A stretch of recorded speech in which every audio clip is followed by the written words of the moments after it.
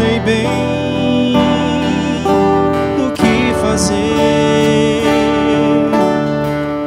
Busco encontrar felicidade, mas a tola vaidade insiste ainda em me prender. Quero alçar voos bem mais altos, seguir sempre os arautos da doutrina do Senhor. Mas o mundo sempre me convida e me prende nessa vida, me causando muita dor. Estou em busca da paz, estou em busca do amor. Nada me fará voltar atrás, e a paz que eu procuro é a paz interior.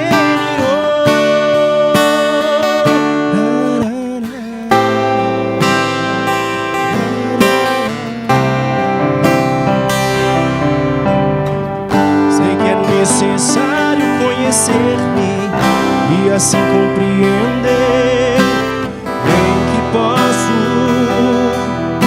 evoluir. Eu sei que novos tempos são chegados, não fiquemos no passado, precisamos reluzir. Quero alçar voos bem mais altos, seguir sempre os arautos da doutrina do Senhor. Mas o mundo sempre me convida e me prende nessa vida, me causando muita dor. Estou em busca da paz, estou em busca do amor. Nada me fará voltar atrás, e a paz que eu procuro é a paz interior.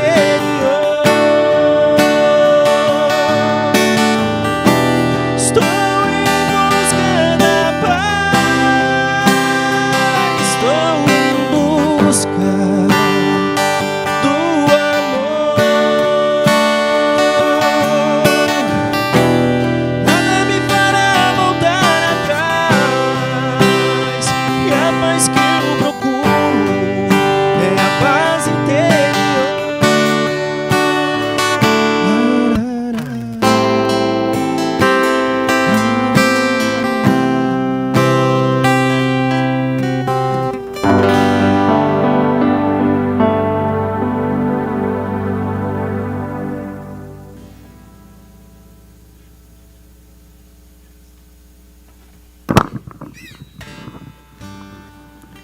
Eis.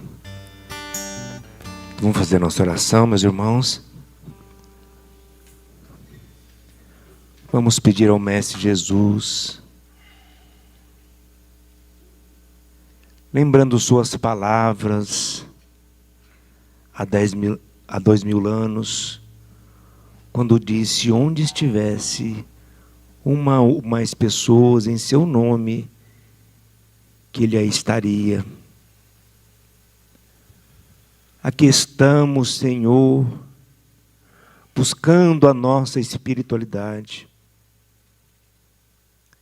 E temos a certeza que o aprendizado se fará na intenção de colocarmos em prática o que aprendemos. Por isso, Senhor, nós pedimos a inspiração para a palestrante de hoje, que ela possa nos transmitir tudo aquilo que pesquisou, para que ela nos traga, então,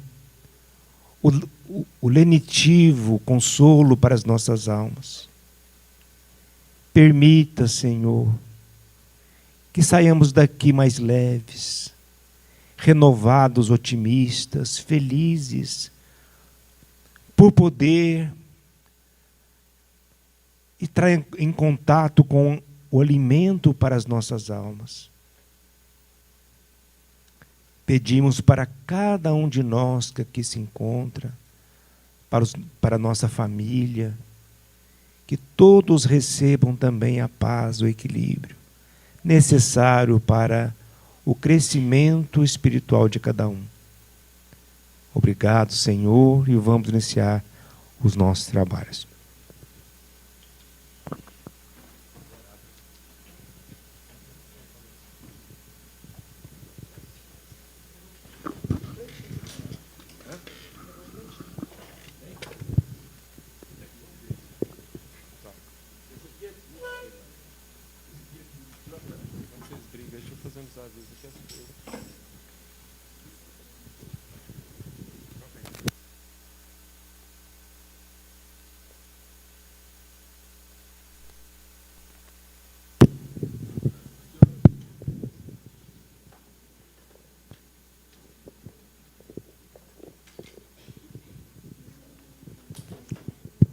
Boa noite a todos.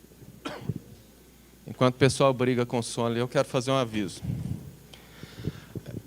Nossa casa, graças a Deus, cresceu e nós estamos sensíveis às necessidades, estamos observando, buscando alterações e melhorias. E uma das necessidades que nós temos observado já há um tempo é o passe do domingo. Nós temos uma sala de passes pequena, e nós vemos que, quando a casa está cheia, são mais de 200 pessoas aguardando para tomar o passe, e é demorado. Para quem está no final da fila, os últimos não são os primeiros. E, conversando, então, com a diretoria, nós decidimos que, aos domingos, iremos fazer o passe coletivo. Todas as casas grandes é assim, Mansão do Caminho, Salvador, Caminho da Redenção coletivo. Quando eu morava em Goiânia, eu frequentava o PAI, Pronto Atendimento Espírita, a Federação, ou às vezes a Irradiação lá na Vila Nova, passe coletivo. E aqui não vai ser diferente. Como hoje vai ser o primeiro domingo, vai ser um pouco improvisado. Nós já compramos algumas arandelas para dar aquela ambientação com a luz baixa, azul. Vamos providenciar uma música de fundo, tudo a partir do próximo domingo. Por que isso?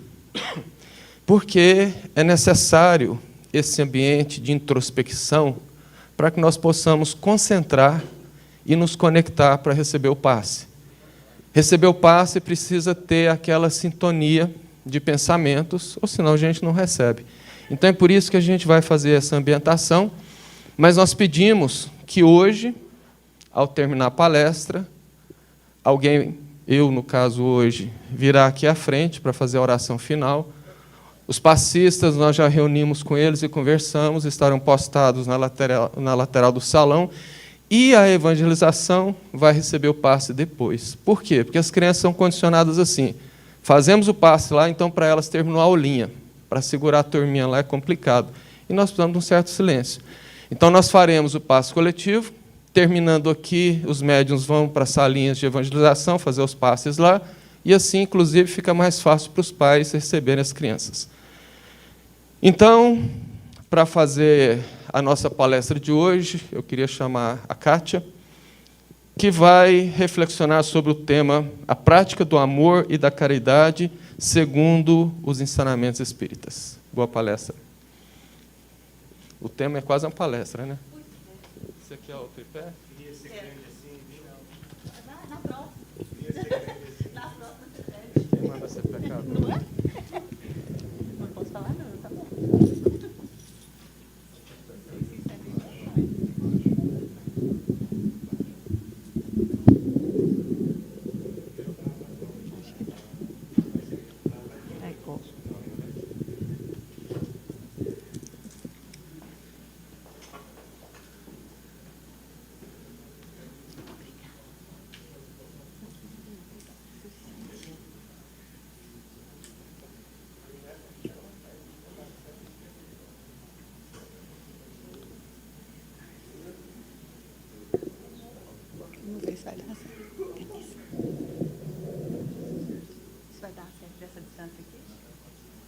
aqui. Vai dar?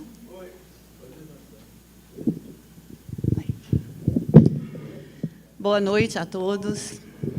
Que a paz e o amor de Jesus nos envolvam.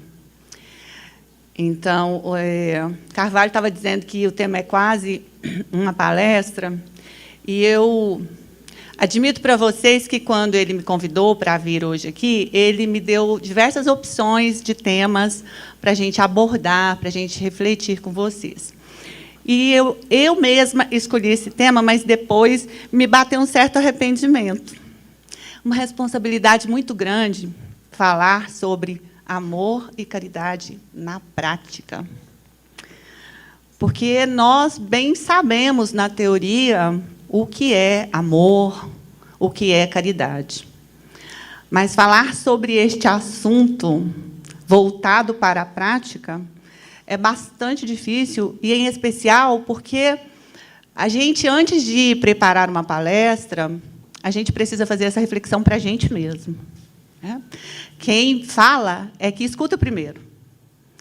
E aí você se pega questionando as suas ações, as suas atitudes, porque também nós sabemos que o exemplo é que arrasta. E, em muitas ocasiões, eu percebo que existe um certo questionamento de que, se aquilo que a gente fala, a gente está verdadeiramente praticando.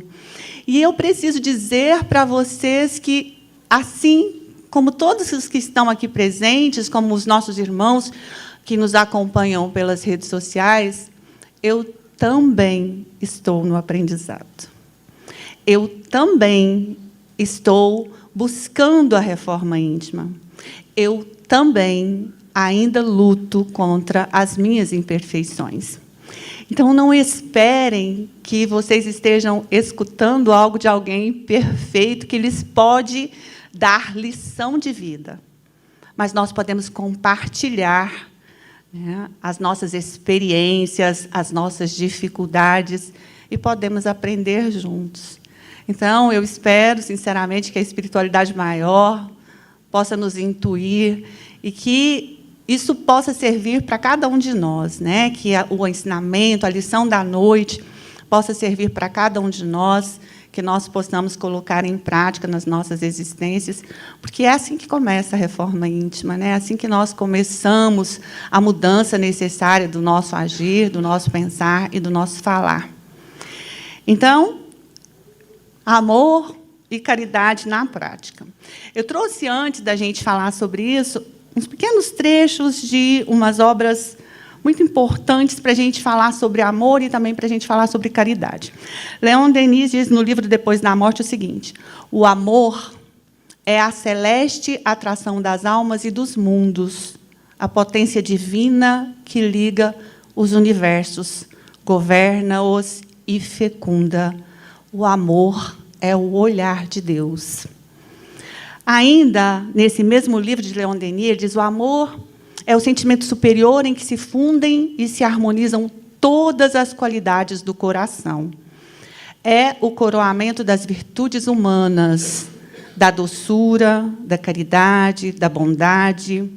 É a manifestação na alma de uma força que nos eleva acima da matéria, até as alturas divinas, unindo todos os seres e despertando em nós a felicidade íntima que se afasta extraordinariamente de todas as volúpias terrestres.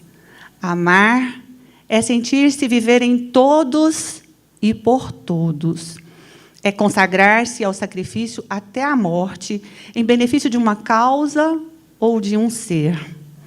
Se quiserdes saber o que é amar, considerai os grandes vultos da humanidade e, acima de todos, o Cristo, o amor encarnado, o Cristo, para quem o amor era toda a moral e toda a religião. Não disse ele: amai os vossos inimigos? Que ainda Joana de Ângeles, a nossa querida Joana de Ângeles, nos diz lá no livro psicografado por Divaldo, chamado Amor, Imbatível Amor. O amor é a substância criadora e mantenedora do universo, constituído por essência divina. é um tesouro que, quanto mais se divide, mais se multiplica e se enriquece à medida em que se reparte. Mais se agiganta na razão que mais se doa. Assim como o ar é indispensável para a existência orgânica, o amor é o oxigênio para a alma, sem o qual a mesma se enfraquece e perde o sentido de viver. Pois bem, quando a gente fala de amor, vem-nos o primeiro mandamento. Jesus disse que o primeiro mandamento é amar a Deus sobre todas as coisas. E ainda nos diz que o segundo, e tão importante como o primeiro, é amar ao próximo como a si mesmo. Então, a primeira reflexão que eu convido vocês a fazer é: como anda o seu relacionamento com Deus? Quando a gente fala de amar a Deus, a gente pode interpretar equivocadamente o amor a Deus, no sentido de que amar a Deus seria você se ligar a uma religião, a uma religiosidade, de você ir à missa, ao culto, à reunião espírita, onde quer que seja. E que isso pudesse ser interpretado como expressão do amor a Deus. Mas será que é apenas isso? Você ama todas as criaturas de Deus? Amar a Deus não é apenas você dizer que se sintoniza com Ele. Tudo ao seu redor, tudo o que você enxerga é Deus. Nada está aqui por acaso. Você consegue amar aos animais, às plantas, tudo o que te cerca? Como é o seu cuidado com a natureza? Como é o seu respeito com as coisas de Deus? Ao acordar, você se recorda que tudo o que está disponível para você é obra divina? Você contempla o céu agradecido pelo sol, pelas estrelas, pela lua? Você contempla a natureza agradecido por todas as plantas, por todo o alimento que vem dessa natureza? Você consegue se dar conta de que você respira e de que é esse oxigênio que te mantém vivo e que é esse oxigênio também obra do divino? Você consegue perceber que o carro que te transporta até o seu trabalho, o veículo que te transporta, seja ele qual for, só existe porque também é obra de Deus, uma vez que ele, a despeito de ter sido criado pelo homem, nós somos co-criadores de Deus? Que você pode se transformar ou se transportar daqui para ali através do favor de Deus. Você consegue agradecer a Deus por tudo, absolutamente tudo o que te acontece? E quando eu falo de tudo, eu falo daquelas coisas difíceis de se agradecer a Deus. Você questiona Deus quando a dor bate à sua porta? Você pergunta a Deus por que com você? Você pergunta ou você questiona Deus sobre a justiça ou a injustiça dos acontecimentos na sua vida? Se nós questionamos Deus, nós precisamos repensar a nossa relação com Deus. Afinal de contas, tudo o que nos acontece, tudo, absolutamente tudo, eu repito, acontece com a vontade divina. E se nós verdadeiramente compreendemos Deus, compreendemos o seu amor, e se nós o amamos, como deve ser o nosso amor com Deus, nós apenas confiamos. A sua fé arrefece, diminui nas adversidades? É preciso, então, repensar o seu relacionamento com Deus. Quem de nós aqui pode dizer que nas dores não nos voltamos para Deus, às vezes questionadores, às vezes revoltados, queixosos contra aquilo que nos acontece? É fácil dizer que ama a Deus quando tudo está a seu favor. Quando você vive em abundância, quando não há problemas, quando não existem dificuldades. É um tanto quanto mais difícil quando a dor bate à nossa porta. E é interessante porque este deveria ser o momento de nós provarmos o nosso amor a Deus, confiantes no seu auxílio, confiantes de que Ele sabe o que é melhor para nós. E eu sei que é difícil, né? Nas dores, a gente achar que só pode agradecer. Mas é assim que deveria ser se o nosso amor é verdadeiramente amor. E então, a gente precisa refazer o nosso conceito de amor e de lembrar que amar a Deus significa confiar. Não deixar com que esse amor fique nunca e jamais abalado em quaisquer circunstâncias. Porque recebemos de Deus aquilo que precisamos e necessitamos para o nosso burilamento espiritual. Somos criaturas de Deus e Ele nos criou para o melhor. Nos criou para sermos felizes. Então, é preciso que nós confiemos nisso. E então, Jesus disse também que nós precisamos, no amor, amar ao próximo como a nós mesmos. E antes de falar de amar ao próximo, eu quero falar do amar a si próprio. Porque ele disse, amar o próximo como a ti mesmo. E às vezes a gente lembra que Jesus disse amar o próximo, mas não disse que ele não se lembra de que ele disse como a si próprio. E aí, quando a gente fala de amar ao próximo como a si mesmo, isto significa auto-amor. E o auto-amor também implica em auto-perdão. Me amar. Amar a si mesmo. Como anda a sua relação consigo mesmo?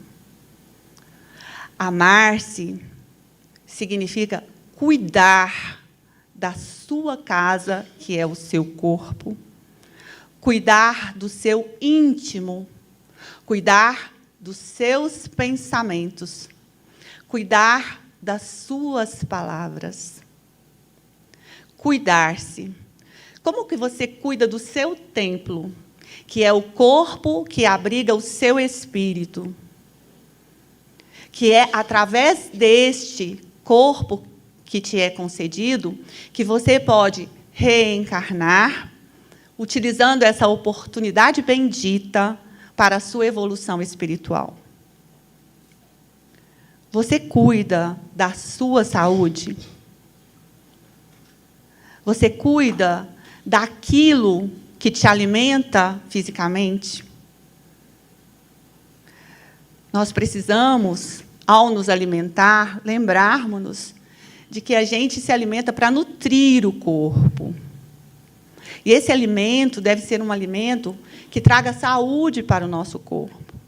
Que não deve haver exageros nesse alimento, porque isso também contribui para a debilidade da nossa saúde.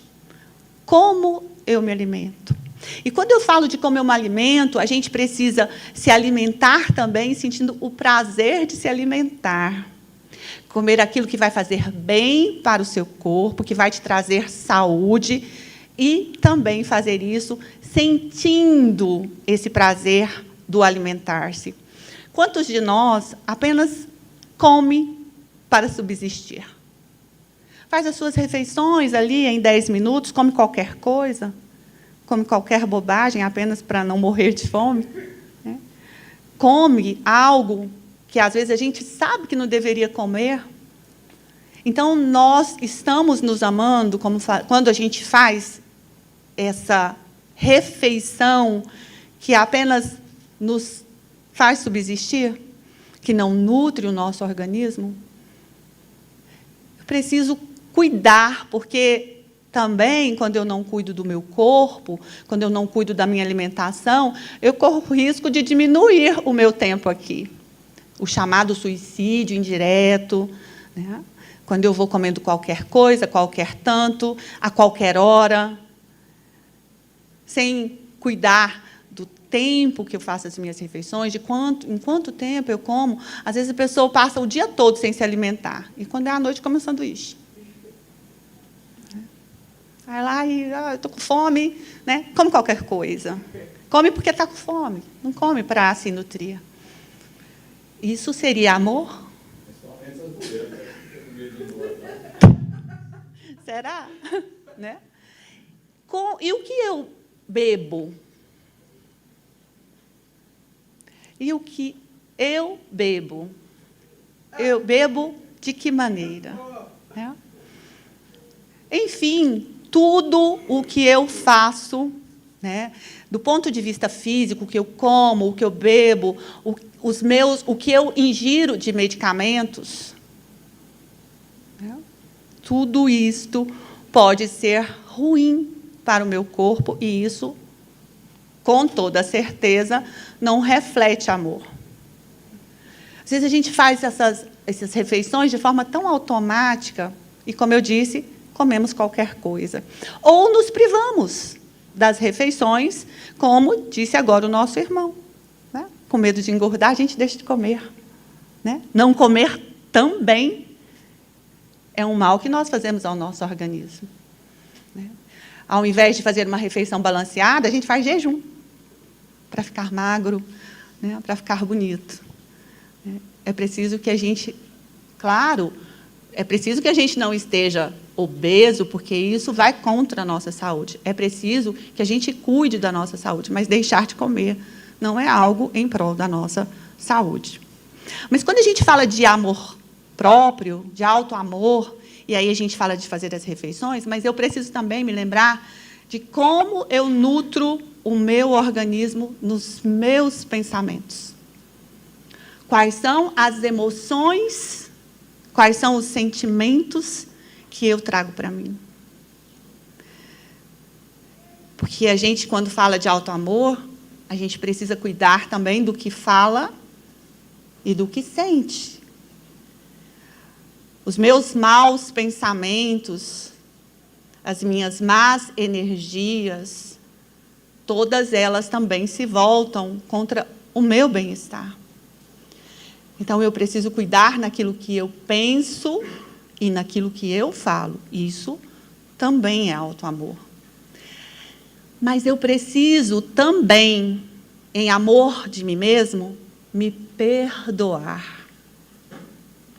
Às vezes, a gente vive afundado na culpa por algo que a gente fez e que a gente sabe que não foi a melhor decisão. E então a gente nem progride, porque a gente fica estagnado na culpa. E é preciso, meus irmãos, como amor a nós mesmos, que nós nos perdoemos.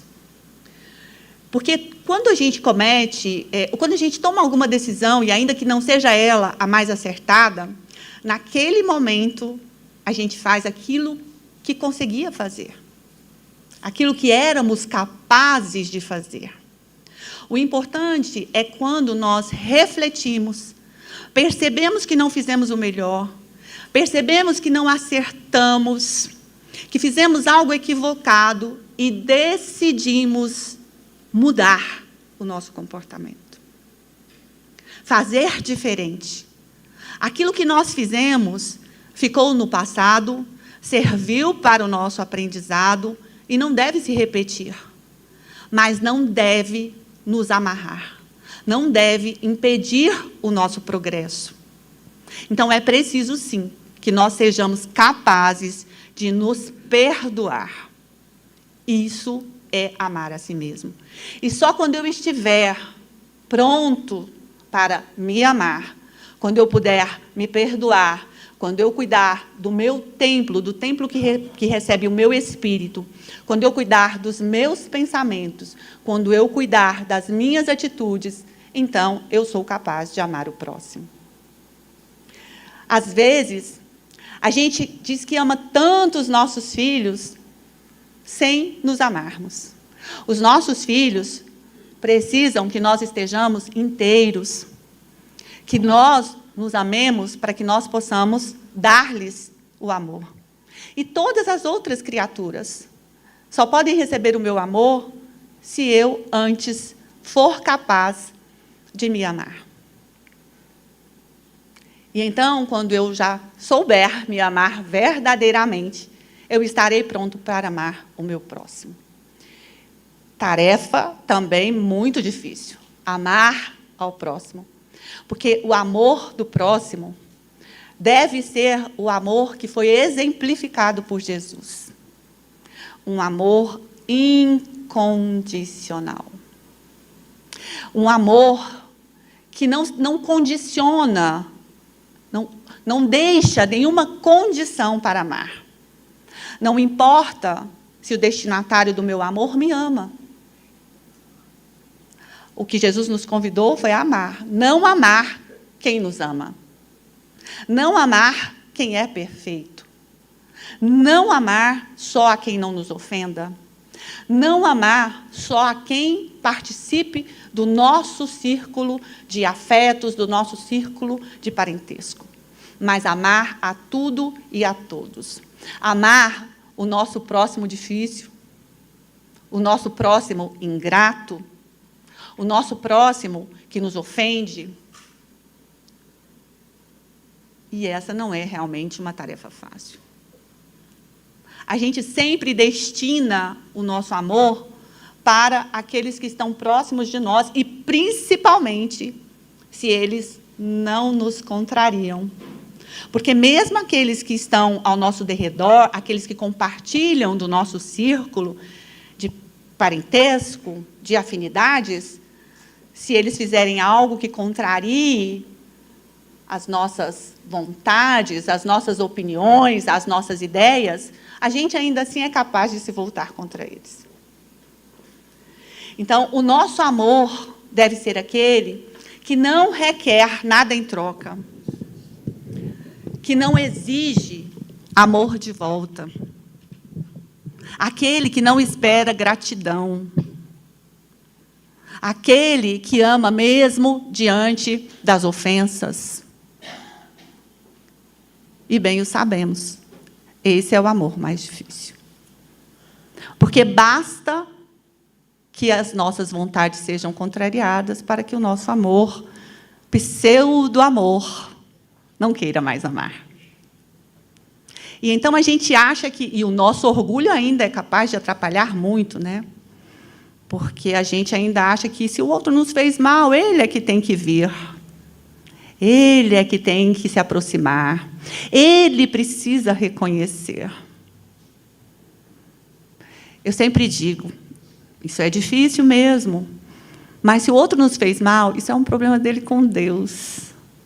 O que me cabe, o que eu posso fazer é amá-lo. Se ele tem defeitos, se ele é bom ou ruim, se ele é grato ou ingrato, se ele é uma pessoa fácil ou difícil, isto não é critério para amá-lo. Aliás, Jesus amou tão incondicionalmente que ele perdoou aqueles que o crucificaram. E todos quantos se aproximaram dele, receberam. Então, o que nos dá o direito de escolher a quem amar? O que nos dá o direito de condicionar o nosso amor? De direcioná-lo apenas para algumas pessoas? De decidir quem é ou não merecedor do nosso amor? Quem somos nós para escolhermos amar a este ou aquele? Na verdade, amar aqueles que nos são caros é muito fácil. Qual é o mérito disso? Qual é o mérito de amar filhos, pais, irmãos, amigos? É fácil demais isso. Difícil é amar aqueles que nos ofendem, que nos contrariam, que nos magoam, aqueles que divergem de nós. E aí é preciso fazer essa reflexão: como está o meu relacionamento com o próximo? Eu imagino que agora vocês devem estar aí se dizendo para si mesmos, porque eu disse para mim também, está longe. Nossa, está longe, hein? Vai demorar. E aí dá aquele medinho da gente falar: nossa, vou precisar vir mais muitas reencarnações para poder recuperar isso, né? Porque eu estou indo devagar, estou indo a passos lentos. Mas o importante, de verdade, é que a gente saiba reconhecer isto. E que a gente se disponha e que a gente se proponha a praticar esse amor. E hoje, quando nós começarmos, quando nós despertarmos para essa necessidade, se a gente não conseguir, amanhã a gente vai tentar de novo. E depois de amanhã, e depois, e depois, e depois. O importante é que a gente não desista da prática desse amor incondicional. Certa feita, uma amiga me chamou para nós fazermos um trabalho, e ela disse, para fazer um trabalho voluntário, e ela disse: nossa, mas é difícil amar, né? Aí eu disse: realmente é muito difícil. Porque, às vezes, a gente, até no trabalho voluntário, a gente vai fazer um trabalho e dá um trabalhinho, né?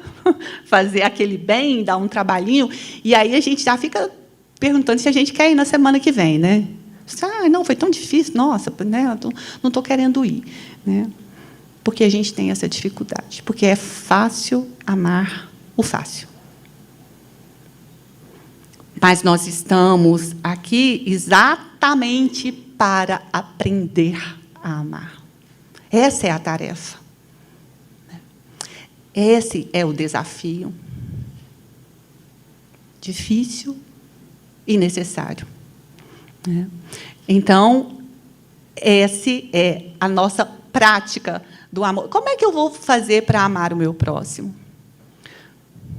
Amando, perdoando, entendendo. E a gente vai ver na caridade, né, quando a gente fala de caridade, que esse também é um caminho para o amor. Amando, sem questionar, sem exigir. Já perceberam como a gente sempre faz assim: eu não vou fazer mais nada para a pessoa, não, eu faço, ela nem agradece. O que a gente está esperando? Gratidão. Né? Então, se ela não agradeceu, não quero mais. Que amor é esse que quer em troca? Que pede, que espera, que exige. Esse, então, não é um amor de verdade, né? Ou, pelo menos, não como Jesus nos ensinou. E, ainda, lá no livro Leon Denis, Depois da Morte, diz: amar é sentir-se viver em todos e por todos. É consagrar-se ao sacrifício até a morte em benefício de uma causa ou de um ser. Então, é viver em todos e por todos, não escolhendo a quem amar. Não escolhendo para quem direcionar o nosso amor. O Espírito Lázaro, lá no livro no Evangelho segundo o Espiritismo, diz: a fim de avançar para a meta, tem a criatura que vencer os instintos em proveito dos sentimentos. Qual é a nossa meta? O de nos sublimarmos, a de nos tornarmos espíritos puros. E ele diz que a gente tem que vencer os instintos em proveito dos sentimentos. E que o espírito precisa ser cultivado como em um campo, né? Compreendendo a lei de amor que liga todos os seres. Então, é isso, né? A gente precisa vencer esses nossos instintos e amarmos-nos.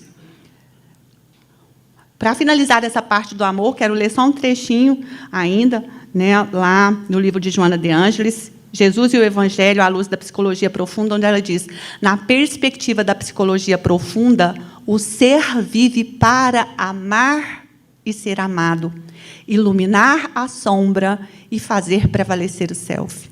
Terapia eficiente para a superação da sombra. O amor é o medicamento salutar para o ego enfermo.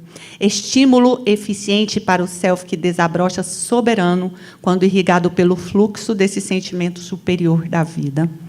Amar é abrir o coração sem reservas, encontrar-se desarmado de sentimentos de oposição, sempre favorável ao bem e ao progresso, mesmo quando discordando das colocações que são apresentadas. Olha que lindo! Amar é abrir o coração sem reservas. Desarmada, ela diz, de sentimentos de oposição, né? Desse sentimento que não quer, né, amar, senão a quem ama. Então, será que estamos prontos? Amanhã vamos buscar exercitar esse amor sem reservas, abrir o nosso coração de todas as formas para tudo e para todos. Para Deus, para nós mesmos e para os nossos irmãos.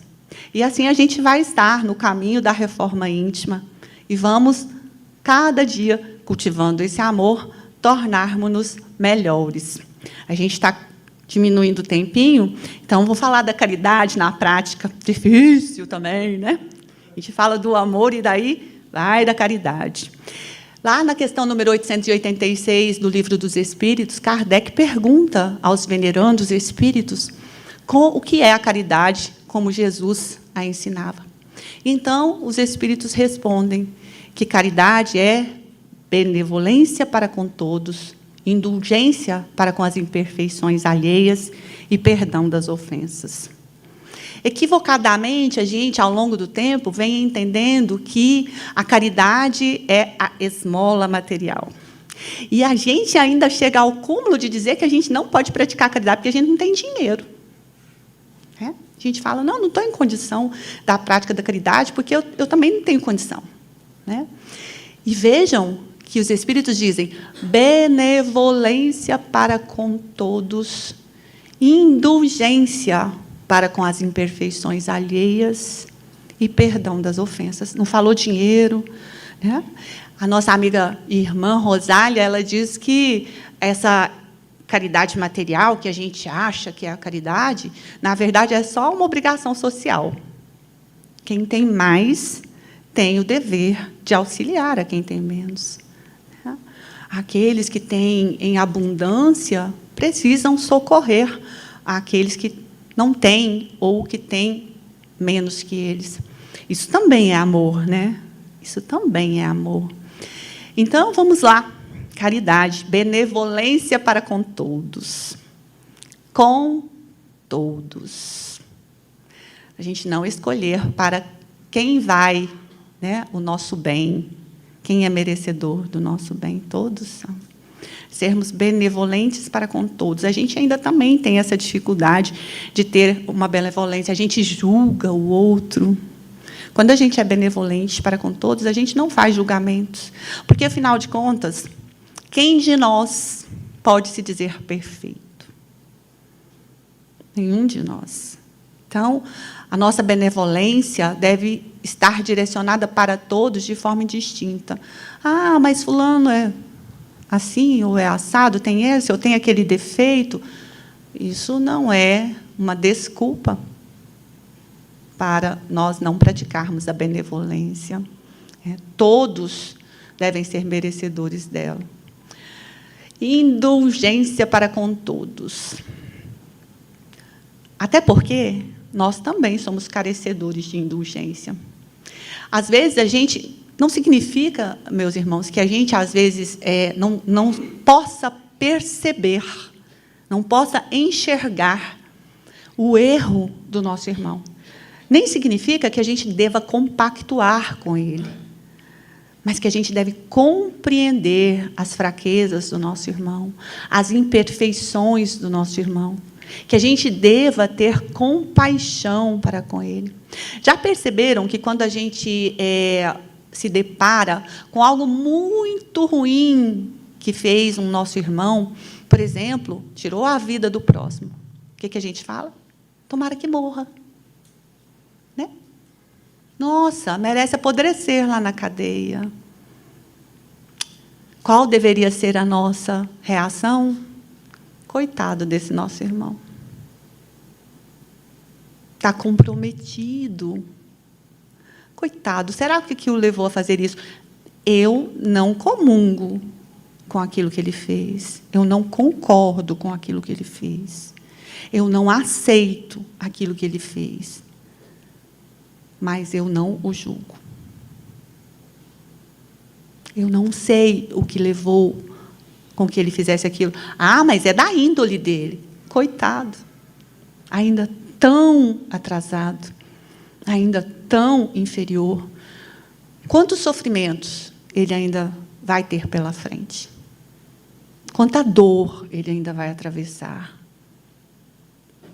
E eu também tenho os meus erros e também preciso da indulgência dos meus irmãos mais adiantados, espiritualmente. Nos meus erros, nas minhas deficiências, nas minhas mazelas, eles também vão precisar ser indulgentes comigo. E quando você perceber que alguém te traga algo, né, de ruim de determinada pessoa, se nada você tiver para abrandar aquilo, para falar daquela pessoa que possa trazer algo de bom dela, cale-se.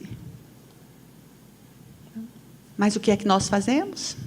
A gente acolhe aquele comentário e ainda dá uma acrescentadinha.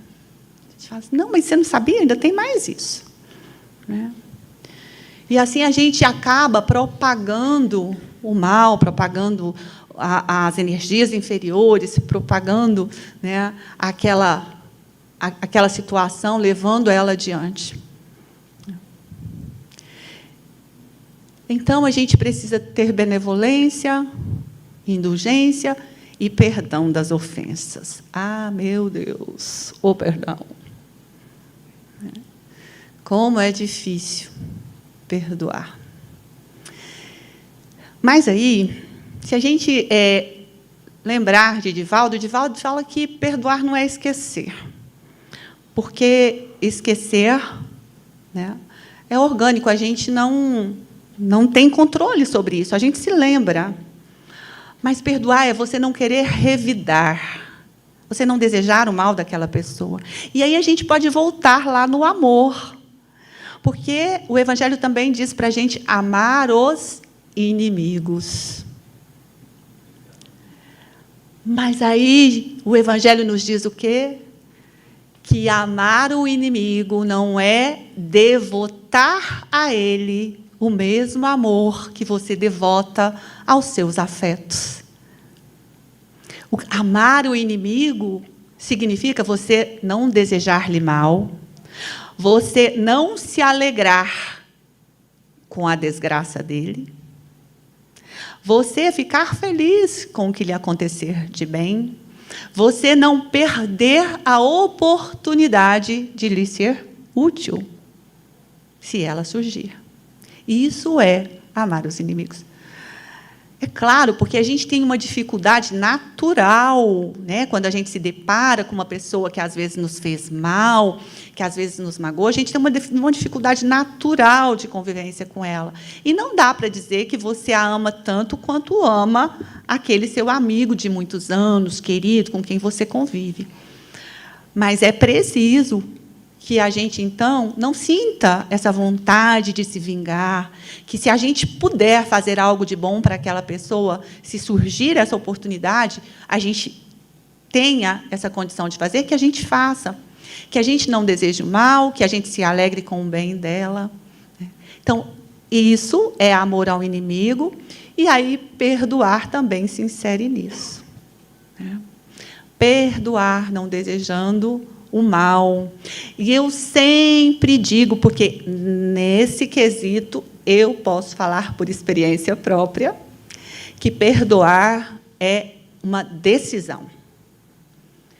Perdoar é você que decide. E isso não vai acontecer automaticamente. Decidir não significa que no instante seguinte ou que no dia seguinte você já terá perdoado.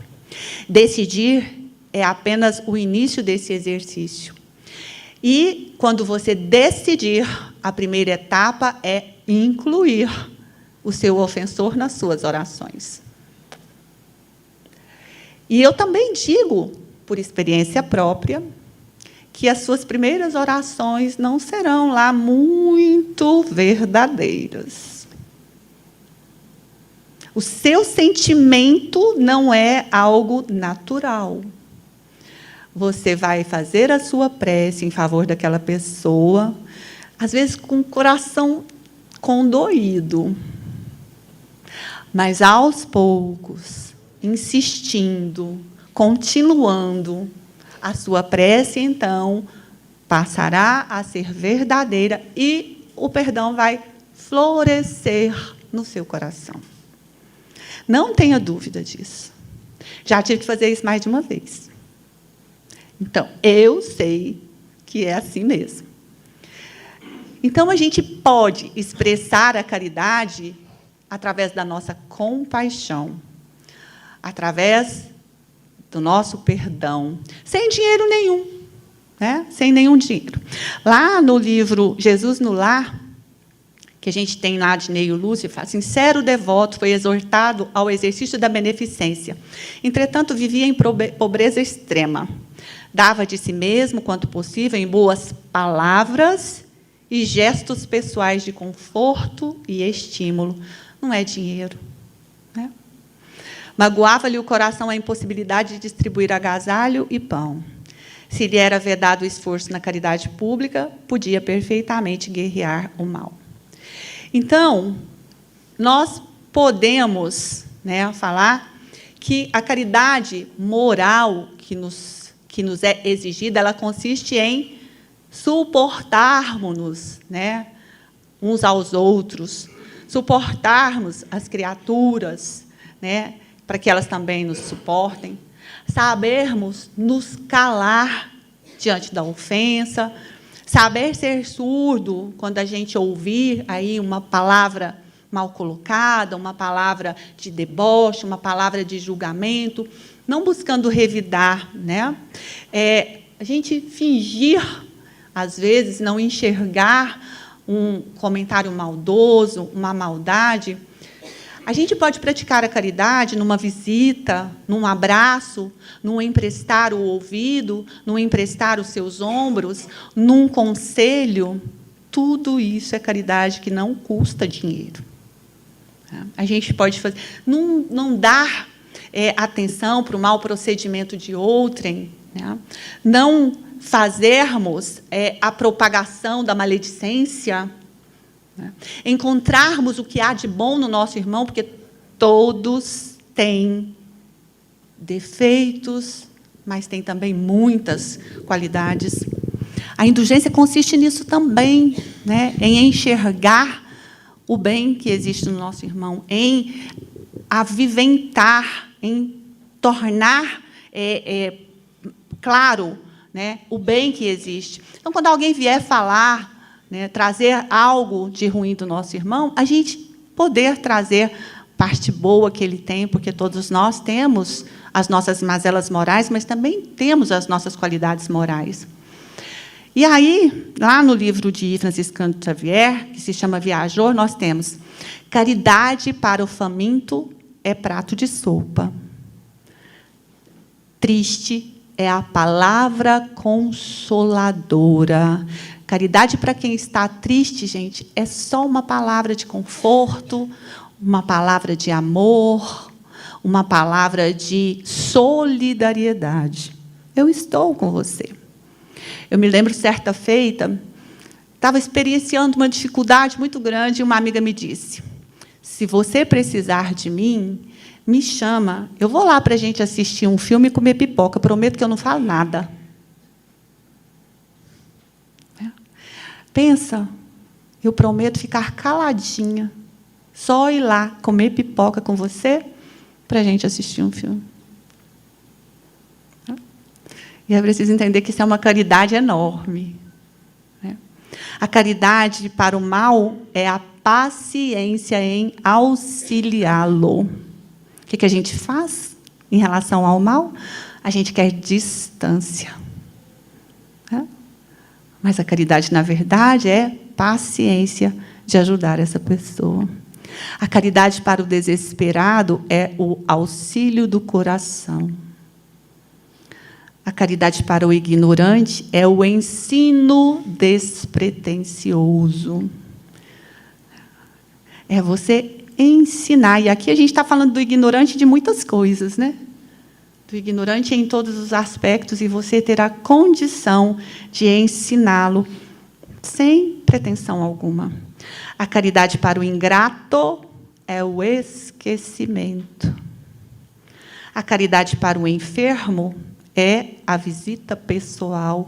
Quantas vezes parentes nossos, amigos nossos, conhecidos nossos estão doentes e a gente não se digna a sequer dar-lhe uma visita? Claro, é preciso saber se ele pode receber visita, se ele está em condições de receber visitas, se ele deseja receber visitas. Mas, se assim o for, a nossa caridade é a visita. A caridade para o estudante é o concurso no aprendizado, é o auxílio do aprendizado. E auxiliar no aprendizado não significa somente você se sentar lá e ajudá-lo, não, porque, às vezes, a gente nem sabe ajudar, né? Às vezes, a gente não conhece nem a matéria. É fazer silêncio, é levar uma água, é respeitar aquele momento de estudo dele, né? A caridade para a criança é a proteção construtiva. A caridade para o velho é o braço irmão. A caridade para o inimigo é o silêncio. Silêncio de não falar mal dele, de não sair por aí apregoando as suas imperfeições. A caridade para o amigo é o estímulo, é o incentivo. A caridade para o transviado é o entendimento. A caridade para o orgulhoso é a humildade. A caridade para o colérico é a calma. A caridade para o preguiçoso é o trabalho. A caridade para o impulsivo é a serenidade. A caridade para o leviano é a tolerância. A caridade para o deserdado da terra é a expressão de carinho. Então, eu acredito que vocês, assim como eu, através dessa reflexão, conseguiram perceber que qualquer um de nós é capaz da caridade, que não há desculpas para não praticarmos a caridade, que a caridade não requer condições financeiras, que a caridade requer boa vontade, bom ânimo, né? Vontade. E vamos lembrar que, segundo o Evangelho, reconhece o bom espírita pelo esforço que ele faz para se tornar melhor, para se aperfeiçoar. Que Jesus nos abençoe a todos e que nos auxilie, nos dê forças, nos dê bom ânimo, para que nós cumpramos essa tarefa de amar e de praticar a caridade pura e desinteressada.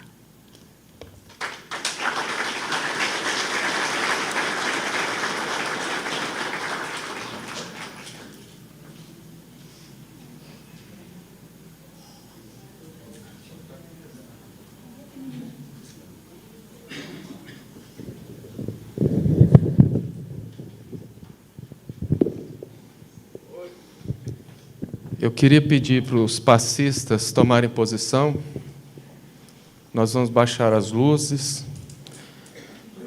E antes, eu queria avisar que as águas fluidificadas estão lá na mesa do hall da entrada, que agora vai ser saída. É só passar lá na saída e pegar.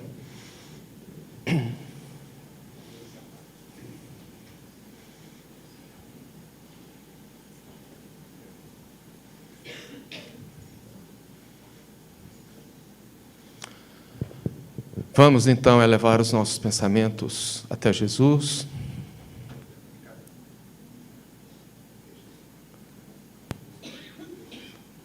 Troca a luz, por favor. Apaga essa aqui, acende só as luzes do fundo. Ah, tá, da câmera. Eu convido a todos, então, para relaxar as nossas mentes, relaxar os nossos corpos, acalmar a nossa respiração, Inspirando lenta e profundamente pelo nariz, expirando suavemente pela boca. E agora, imaginemos uma cena da natureza que nos agrade, um campo florido, um lago, pois assim estaremos conectando com um plano maior,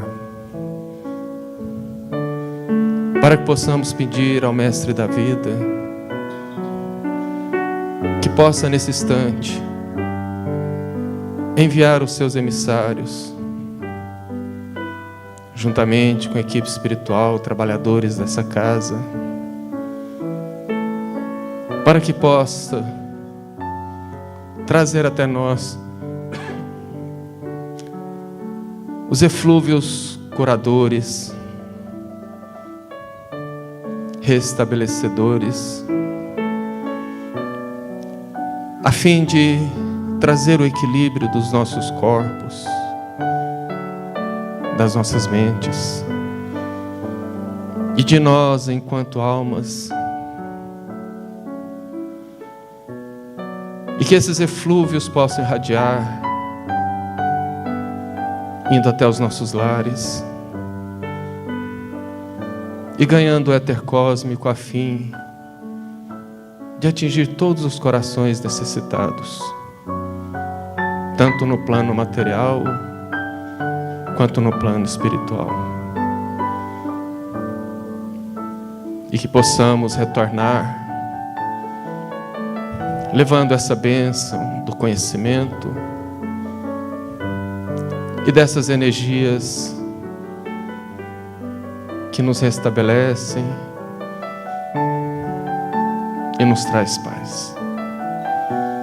Que Jesus então nos abençoe hoje e sempre, e que assim seja.